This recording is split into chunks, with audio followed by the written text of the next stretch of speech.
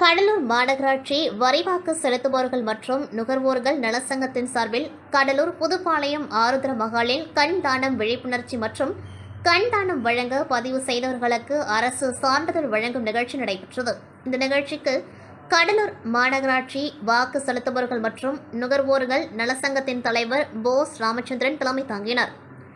சங்கத்தின் கௌரவ ஆலோசகர் மூத்த வழக்கறிஞர் அருணாச்சலம் மற்றும் மாவட்ட வழங்கல் அலுவலர் மற்றும் நுகர்வோர் பாதுகாப்பு அலுவலர் குமாரசாமி ஆகியோர் பதிவு செய்யப்பட்ட அனைவருக்கும் சான்றிதழ்கள் வழங்கி சிறப்புரையாற்றினர்.